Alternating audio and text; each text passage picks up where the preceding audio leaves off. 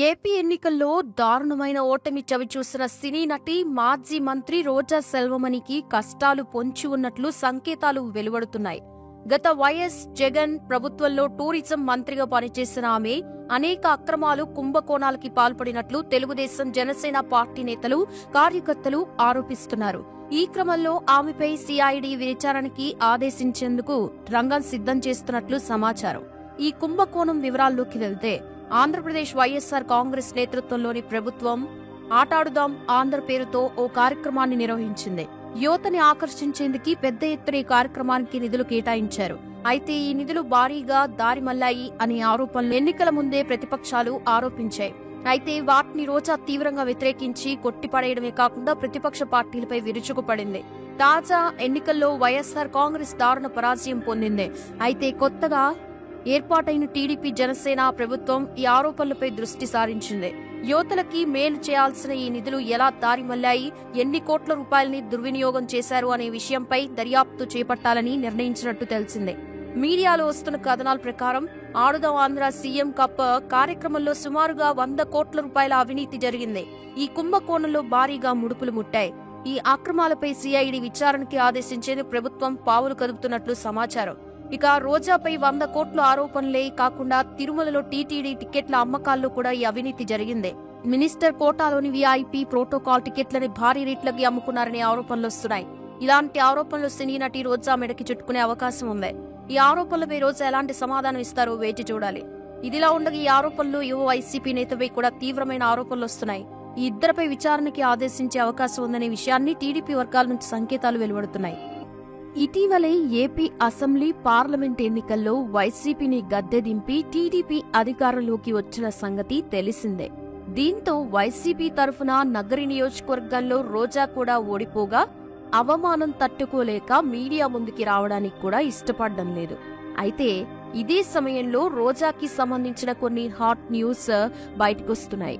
అందులో ఆమె నీలి చిత్రాల్లో నటించిందని వార్తలు బయటికి వినిపించడంతో ఇంతకీ అందులో ఎంత నిజం ఉందనేది, అలాగే రోజా సినిమాకి గుడ్ బై చెప్పడానికి కారణం ఏంటి, ఎవరి సపోర్ట్తో రాజకీయాలకు వచ్చింది, ఆ స్టార్ హీరోతో రోజాకి ఉన్న సంబంధం ఏంటి అనే విషయాలతో పాటు రోజా గురించి మరిన్ని షాకింగ్ విషయాలు కూడా మనం ఇప్పుడు ఈ వీడియోలో తెలుసుకుందాం.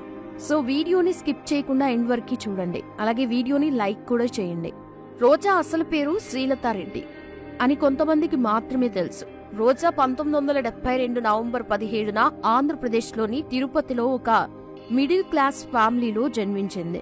ఈమె తండ్రి పేరు నాగరాజురెడ్డి, తల్లి పేరు లలిత. వీరికి రోజానే కాకుండా కుమారస్వామి రెడ్డి, రాంప్రసాద్ అనే 2 కొడుకులు కూడా ఉన్నారు. అయితే రోజా నాన్నకి చిన్నప్పుడు సినిమాల్లో నటించాలని ఇంట్రెస్ట్ చాలా ఉండడంతో తన డిగ్రీ పూర్తవగానే అతని తల్లిదండ్రులు ఎంత వద్దని చెప్పినా వినకుండా హైదరాబాద్ కి వచ్చి సినిమాల్లో ట్రై చేయటం మొదలుపెట్టాడు. అప్పట్లో సినీ ఇండస్ట్రీ మొత్తం మద్రాసులోనే ఉండేది. కానీ కొన్ని ప్రొడక్షన్ హౌసెస్, స్టూడియోలు మాత్రమే హైదరాబాద్ లో ఉండేవి. అలా ప్రతి ఒక్క ఆఫీస్ కి, స్టూడియోకి వెళ్లి ఛాన్సుల కోసం ఎంత ట్రై చేసినా దొరకలేదు. దీంతో హైదరాబాద్ కి వచ్చి ఏమీ సాధించకుండా ఊరికి వెళ్లి అవమానపడే కంటే హైదరాబాద్ లోనే ఏదో ఒక పని చేసుకోవాలని డిసైడ్ అయ్యాడు నాగరాజురెడ్డి. అలా సారథి స్టూడియోలో ఆఫీస్ బాయ్ గా పనిలో చేరాడు. అక్కడే ఉండి సౌండ్ ఇంజనీర్ గా పని నేర్చుకుని అదే స్టూడియోలో సౌండ్ ఇంజనీర్ గా జాయిన్ అయ్యాడు. తర్వాత తిరుపతిలో నర్స్ గా పనిచేస్తున్న లలిత అనే అమ్మాయిని పెళ్లి చేసుకుని ఆమెను కూడా హైదరాబాద్ కి తీసుకొచ్చాడు. అలా నాగరాజు, లలిత గారి అన్యోన్య సంసారానికి గుర్తుగా కుమారస్వామి, రాంప్రసాద్ అనే 2 అబ్బాయిలు, శ్రీలత అనే అమ్మాయి జన్మించింది. అయితే కొన్నేళ్ల తర్వాత శ్రీలత తన నాన్నతో కలిసి స్టూడియోలకి వెళ్లడం, అక్కడ జరిగే సినిమా షూటింగ్లని చూడటంతో ఈమెకు కూడా చిన్నప్పటి నుంచి సినిమాల్లో నటించాలనే ఇంట్రెస్ట్ కలిగింది. అయితే పిల్లలు పెరుగుతున్న కొద్దీ ఫ్యామిలీ బాధ్యతలు రోజురోజుకి ఎక్కువ అవడంతో నాగరాజుకి వచ్చే శాలరీతో కుటుంబం గడవడం చాలా కష్టంగా మారింది. దీంతో రోజాని, తన 2 కొడుకుల్ని తిరుపతిలోని నానమ్మ ఇంటికి పంపించేశాడు. అలా రోజా తన నానమ్మ ఇంట్లో ఉంటూ ఒకవైపు కూచిపూడి డాన్స్ నేర్చుకుంటూ మరోవైపు తన స్కూలింగ్ ని బాక్రాపేట్లో ప్రాథమిక పాఠశాలలో చదివింది. ఈమె చదువులో చురుగ్గా ఉండకి చిన్నప్పుడే చూసిన సినిమా వాతావరణం బాగా నచ్చి సినిమాల్లో నటించాలనే పట్టుదలతో ఉండేది. దీంతో తను ఇంటర్ చదువుతున్న సమయంలో మధ్య హైదరాబాద్ కి వెళ్లి ఛాన్సుల కోసం ట్రై చేసినా ఎలాంటి ప్రయోజనం ఉండేది కాదు. ఆ తరువాత రోజా తన డిగ్రీ చదువుల కోసం తిరుపతిలోని పద్మావతి ఉమెన్స్ కాలేజ్లో జాయిన్ అయింది. అయితే ఆ సమయంలో డైరెక్టర్ శివప్రసాద్ రాజేంద్ర ప్రసాద్ తో ప్రేమ తపస్సు అనే మూవీ ప్లాన్ చేసి కొత్త హీరోయిన్ కోసం సర్చింగ్ లో ఉన్నారని తెలుసుకున్న రోజా తండ్రి నాగరాజు డైరెక్టర్ శివప్రసాద్ ని కలిసి రోజాని ఆ మూవీ హీరోయిన్ గా తీసుకోమని చెప్పాలనుకున్నారు. ఎందుకంటే లేడీస్ మ్యాన్ అయిన రాజేంద్ర ప్రసాద్ తో ఏ అమ్మాయి అయినా హీరోయిన్ గా ఇంట్రడ్యూస్ అయితే ఆ అమ్మాయి ఇండస్ట్రీలో స్టార్ హీరోయిన్ గా ఎదుగుతుందని అప్పట్లో బాగా టాక్ ఉండేది. అంతేకాకుండా రాజేంద్ర ప్రసాద్ కి అన్ని విధాలుగా అమ్మాయి కంఫర్ట్ గా ఉంటేనే తనతో యాక్ట్ చేసే ఛాన్స్ ఇచ్చేవాడు. అయితే రోజాకి కూడా సినిమాల్లో ఎలాగైనా యాక్ట్ చేయాలని ఇంట్రెస్ట్ ఉండడంతో తన తండ్రి డైరెక్టర్ శివప్రసాద్ కి రోజా ఫొటోస్ ని చూపించగా ఆయన రోజాను ఆడిషన్స్ కి పిలిపించాడు. కానీ అదే సమయంలో రోజా తిరుపతిలో ఉండడంతో నేరుగా శివప్రసాద్ రోజా చదువుతున్న కాలేజ్ కి వెళ్లి అక్కడే ఆడిషన్ చేశాడు. ఇక ఆడిషన్ లో చాలా మంది అమ్మాయితో పాటు రోజా కూడా పాల్గొనడం జరిగింది. దీంతో రోజాది ఫోటోజెనిక్ ఫేస్ అవడంతో ఆ డైరెక్టర్ రాజేంద్ర ప్రసాద్ కి రికమెండ్ చేయగా ఆయనకి కూడా రోజా నచ్చింది. అలా రోజా తన డిగ్రీ ఫస్ట్ ఇయర్ లోనే ప్రేమ తపస్సు మూవీలో చేసింది. అయితే ఈ మూవీ డైరెక్టరే శ్రీలతగా ఉన్న ఈమె పేరుని రోజాగా మార్చాడు. అలా ప్రేమ తపస్సు మూవీ 1991లో రిలీజ్ అయ్యి హిట్ అవ్వడంతో రోజాకి తన సెకండ్ మూవీని రామానాయుడు బ్యానర్ లో చేసే ఛాన్స్ వచ్చింది. దీంతో ఈ మూవీ కూడా రిలీజ్ అయ్యి హిట్ అవడంతో రామానాయుడు రోజాను ఈవీవి సత్యనారాయణకి రికమెండ్ చేశాడు. ఇక అప్పటి వరకు ఫ్యామిలీతో హైదరాబాద్ లో ఉన్న రోజాని ఈవీవి సత్యనారాయణ మద్రాస్కి రమ్మని కబురు పంపాడు.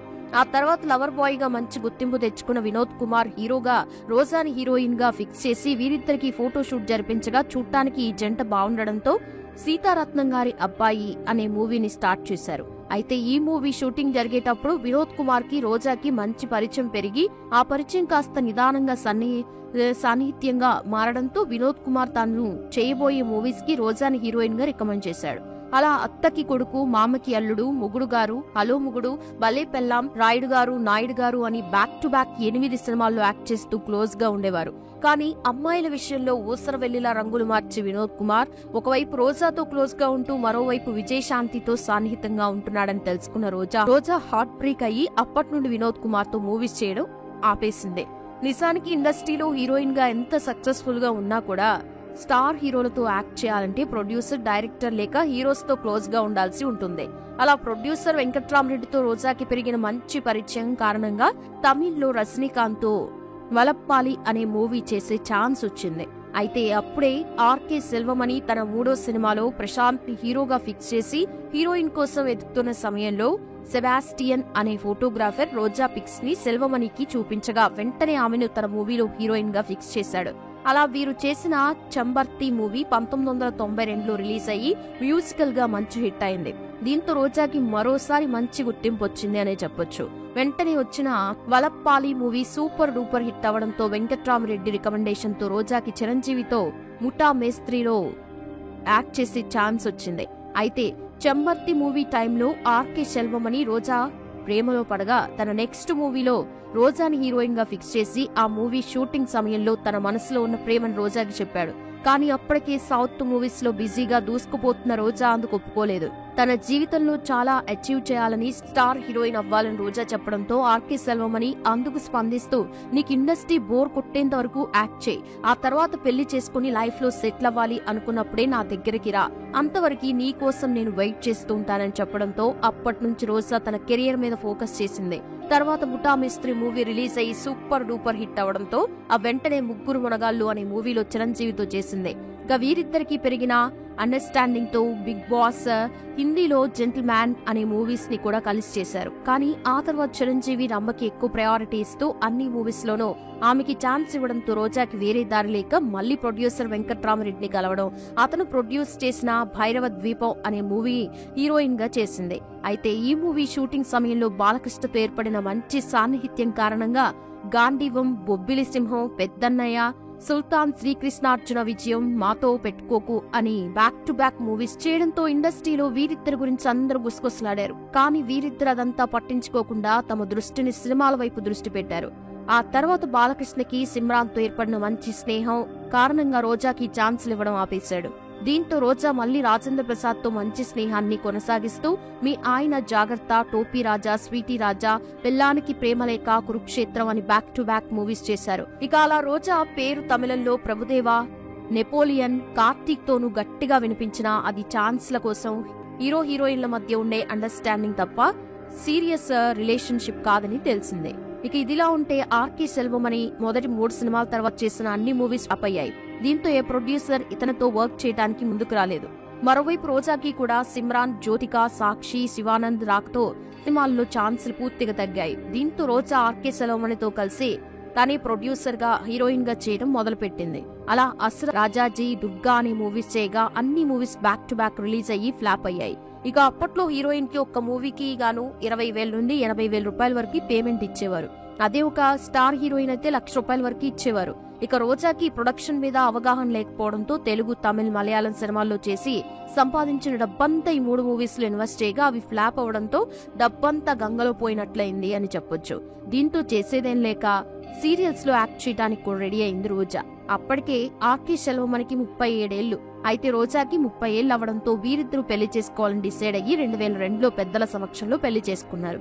ఇక పెళ్లి తర్వాత వీరికి ఆర్థిక ఇబ్బందులు ఎక్కువయ్యి ఒకవైపు సెల్వమణికి సినిమాల్లో ఛాన్సులు లేకపోవడంతో రోజా నది ఎంగే పోగిరిదు అనేది తమిళ సీరియల్ ద్వారా తన సెకండ్ ఇన్నింగ్స్ స్టార్ట్ చేసింది. ఆ తర్వాత ఉత్తరాయణ అనే సీరియల్ చేస్తూనే 2003 నుండి సక్సెస్ అనే తమిళ మూవీతో సపోర్టింగ్ ఆర్టిస్ట్ గా క్యారెక్టర్స్ చేయటం మొదలుపెట్టింది. ఇక సెల్వమణి, రోజా అన్యోన్య సంసారానికి గుర్తుగా ఒక అమ్మాయి, ఒక అబ్బాయి కూడా జన్మించారు. ఇక ఆ మధ్యలోనే ఆర్కే సెల్వమణి సినిమా చేసేందుకు ఎక్కువ మొత్తంలో డబ్బుని అప్పుగా తీసుకోగా ఆ మూవీ రిలీజ్ అయి డిజాస్టర్ అవడంతో అప్పిచ్చిన వాళ్ళు ప్రెజర్ పెట్టడం మొదలు పెట్టారు. పైగా రోజాకి సీరియస్ షోస్ ద్వారా అంతంత మాత్రమే డబ్బు రావడంతో ఏం చేయలేని పరిస్థితులు ఉండేవారు. అదే సమయంలో తన మొదటి మూవీ డైరెక్టర్ అయిన ఎన్ శివప్రసాద్ రోజాని కలిసి తాను ఎలక్షన్స్ లో నిలబడి నియోజకవర్గంలో ప్రచారం చేస్తే మంచిగా డబ్బులు ఇస్తానని చెప్పడంతో రోజా ప్రచారంలో పాల్గొని ప్రసంగిస్తూ జనాన్ని ఆకట్టుకుంది. ఇక జనాలు కూడా రోజాని చూసేందుకు గుంపులుగా రావడంతో ఈమెకి జనాల్లో ఉన్న క్రేజ్ ని చూసి చంద్రబాబు నాయుడు రోజాని కార్యకర్తగా టీడీపీలోకి ఆహ్వానించారు. ఇక అలా రోజాకి 2004లో టీడీపీ తరఫున నగరి నుండి ఎమ్మెల్యేగా పోటీ చేసేందుకు అవకాశం వచ్చింది. కానీ ఎన్నికల్లో 6,000 ఓట్ల తేడాతో రోజా ఓడిపోవడం, దీంతో అప్పటి నుండి సీరియల్స్ కి, మూవీస్ కి ఫుల్ స్టాప్ పెట్టేసి రాజకీయాల్లో యాక్టివ్ గా ఉంటూ వచ్చింది రోజా. ఆ తర్వాత 2009లో రోజాకి చంద్రగిరి నియోజకవర్గం నుండి పోటీ చేసేందుకు అవకాశం రాగా ఆ ఎలక్షన్స్ లో కూడా 10,000 ఓట్ల తేడాతో ఓడిపోయింది. దీంతో రోజాకి టీడీపీ పార్టీకి మధ్య మనస్పర్ధలు స్టార్ట్ అవడంతో రోజా మీడియా ముందుకు వచ్చి తనకి టీడీపీ పార్టీ ఎప్పటికప్పుడు నియోజకవర్గాలను చేంజ్ చేస్తుందని, అంతేకాకుండా ఆర్థికంగా కూడా ఎటువంటి సపోర్ట్ చేయలేదని, అందువల్లే 2 సార్లు ఓడిపోయానని చెప్పుకొచ్చింది. దీంతో 2009 తర్వాత టీడీపీకి గుడ్ బై చెప్పేసి రాజశేఖర్ రెడ్డి ఉన్న కాంగ్రెస్ పార్టీలో జాయిన్ అవ్వాలి అనుకుంది. కానీ 2009 సెప్టెంబర్ 2న వైఎస్ఆర్ ప్రమాదవశాత్తు మరణించడంతో రాజకీయాల్లో ఇకపై తన లైఫ్ అయిపోయిందని అనుకుంది. ఇక తన అప్పుల బాధ ఎక్కువ అవడంతో సినిమాల్లో మదర్ క్యారెక్టర్స్ చేయడం ద్వారా తన థర్డ్ ఇన్నింగ్స్ ని స్టార్ట్ చేసింది. అలా 2010లో గోలీమార్, మొగుడు మూవీస్ చేస్తూ బిజీగా ఉన్నప్పుడే 2011లో జగన్ వైఎస్ఆర్సీపీ పార్టీని స్టార్ట్ చేశాడు. అప్పుడు రోజా ఇమీడియట్ గా ఆ పార్టీలో జాయిన్ అయ్యి తన పూర్తి మద్దతు జగన్ కి తెలుపుతున్నట్లు ప్రకటించింది. అలా ఒకవైపు రాజకీయాల్లో బిజీగా ఉంటూ మరోవైపు 2013లో స్టార్ట్ అయిన జబర్దస్త్ ప్రోగ్రామ్ లో రోజా జడ్జిగా వ్యవహరించడంతో ప్రజలకి మరింత దగ్గరైంది. అలా ఈ క్రేజ్ తో 2014లో వైఎస్ఆర్సీపీ తరపున నగరిలో ఎమ్మెల్యేగా పోటీ చేయగా 858 ఓట్లతో రోజా గెలవడం జరిగింది. ఇక ఒకప్పుడు పీకల్లోతో అప్పుల్లో ఉన్న రోజా 2014 ఎమ్మెల్యేగా గెలవడంతో అప్పటి నుండి ఆర్థికంగా చాలా బలపడింది. ఇందుకు ముఖ్య కారణం భూ అక్రమాలు, ఇసుక దందాలు అనే వార్తలు కూడా అప్పట్లో మీడియాలో హల్చలయ్యాయి. దీంతో చెన్నైలో, హైదరాబాద్ లో, నగరిలో తనకంటూ ఒక సొంతిల్లు కట్టుకుని ఫ్యామిలీతో సెటిల్ అయింది. ఇదిలా ఉంటే రోజా మీడియాలో తరచూ అపోజిషన్ పార్టీ మీద నోరు పారేసుకోవడం, వారితో గొడవ పడడంతో పీతల సుజాత ఒక ప్రెస్ మీట్ పెట్టి తన చేతిలో ఉన్న కొన్ని సీడీలను పట్టుకుని రోజా ఒకప్పుడు డబ్బు కోసం నీలి చిత్రాల్లో నటించిందని, అందుకు తన చేతిలో ఉన్న సీడీలే సాక్ష్యమని చెప్పడంతో ఆంధ్ర, తెలంగాణలో ఈ విషయంపై పెద్దగా చర్చలు మొదలయ్యాయి. అందుకు తోడు రోజాని ఒక ఇంటర్వ్యూలో నీలి చిత్రాల గురించి అడగ్గా సమాధానం ఇవ్వకుండా వెళ్లిపోవడంతో నిజంగానే రోజా నీలి చిత్రాల్లో నటించింది అని అందరూ కన్ఫర్మ్ చేసుకున్నారు. దీంతో రోజా నీలి చిత్రం అనే ఒక వీడియో నెట్ లో హల్చలైంది. నిజానికి ఆ వీడియో 2001లో షీలా ఐ లవ్ యూ అని బి గ్రేడ్ మలయాళం మూవీలో ఒక సన్నివేశం అని చెప్పొచ్చు. అందులో షర్మిల అనే పోర్న్ స్టార్ యాక్ట్ చేయడం ఒక యాంగిల్లో ఆమె రోజా లాగే ఉండడంతో అందరూ ఆ వీడియో రోజాది అనుకున్నారు. ఇక ఈ విషయం హల్చలయ్యే సమయంలో 2019 ఎలక్షన్ లో రోజా నగరం నుంచి పోటీ చేయగా 2780 ఓట్ల మెజార్టీతో గెలిచి 2022 నుండి మినిస్టర్ గా కూడా పనిచేసింది.